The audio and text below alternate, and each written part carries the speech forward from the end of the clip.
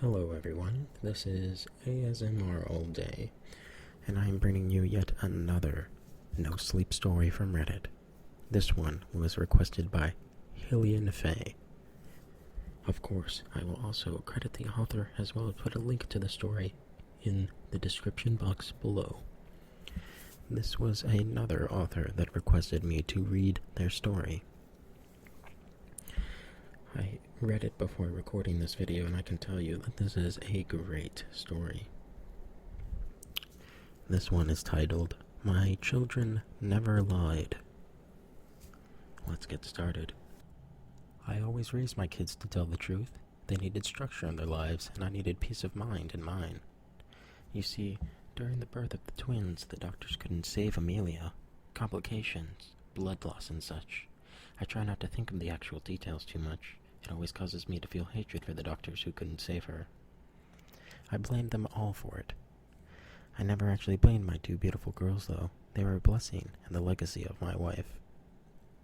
I raised them on the beliefs that Amelia had held so dearly. Honesty, courage, the willingness to learn and discover new things, and the strength to stand up for their own beliefs. I knew I had taught them well. Whenever a problem arose, they came to me. They told me the truth of what was going on in their lives. They told me of arguments with other school children and admitted when they had committed actions that were wrong. They never lied at all. I made sure they knew how valuable it was to be honest and trustworthy, how much they embodied the soul of their mother, and how she would be proud of anything they did so long as they were truthful in doing so. They were so young they could barely grasp the entire concept for all the reasons I have praised their honesty, but they felt good about themselves knowing that the words always held true and couldn't be disproven. They came to a point where they honestly couldn't tell a lie. They didn't know how to conceive a story in their minds to cover up the truth of something. I mean, of course, at times, it caused minor issues. They seemed like the sort who couldn't keep a secret. They could to a point, but they couldn't outright lie or try to deceive when asked. They were the most honest little girls you'd ever meet.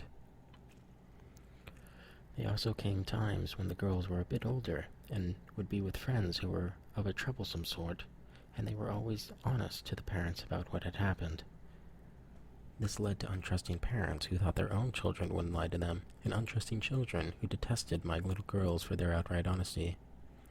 I always stood up for my kids. I did whatever I could to prove how pure and honest they were. It took a while, but I think after all the things the girls have experienced lately, that the people of our town finally believe that my children were entirely honest. It all started just after the girls' 13th birthday. They had gone to a friend's house one weekend and come home terrified. Apparently, they had been watching a series of horror movies, which was something my daughters rarely were interested in doing, but their friends at the sleepover insisted upon having a little marathon.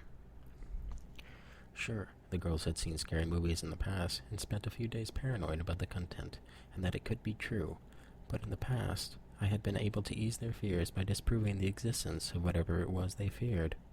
This time was an exception. After a few days with no alteration to their terror, Marissa and Claire came to me hoping for further explanation.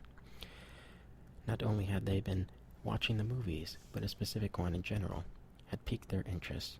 The film had been about a man who appeared to people as a silhouette, almost a black shadow of a person. And once you saw this man, you, or someone close to you, was fated to die. Apparently the girls had gone into their own attempts at disproving the existence of this man and had failed. They had only found more evidence, videos, stories of encounters. Everything seemed so true, and they couldn't prove any of it wrong. I reassured them that I would find a way to show them that this wasn't real, but no matter where I searched and what I looked for, I found myself becoming curious at how all the records of this entity seemed so true. Everyone who gave true names for those killed by the man seemed to be telling the truth. There were accurate obituaries matching the details of the stories, some of which were not in public until after the encounters were released. I even found that some of the authors who had seen the man were later found dead. The girls knew I was coming up with blanks in disproving the reality of this entity, and suddenly their reputation began going downhill. They couldn't stop talking about the stories, and how they were real, and how they were afraid that it could happen to someone they knew. Their classmates laughed at them. School officials thought they were being childish and silly, and they began to get in trouble for their adamant disbelief in something that they had never really seen in real life.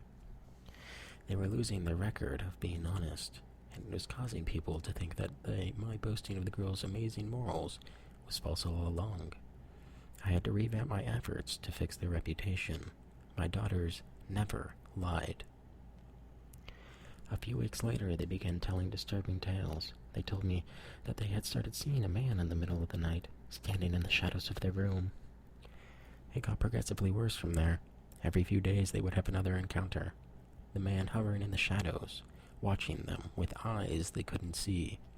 Whispers next to their beds in the night, saying that he was coming for them. I put a voice recorder on the bedside table between Claire and Marissa. It recorded low, raspy whispers which threatened the lives of my children, beckoned for them to wake up, and told them not to run. I allowed the girls to have this, to prove to people they were not lying, and I researched the entity they were facing with renewed worry for the girls. The people of the town still weren't believing the story they told, even with the proof right there. I could find no one in the town who was willing to help my daughters. They were branded as liars. Everyone thought they had faked the recordings, and that they were just trying to scare the friends who had initially introduced the girls to the idea of the shadowy man. I upped my efforts once again, and it was the last I would ever do for them.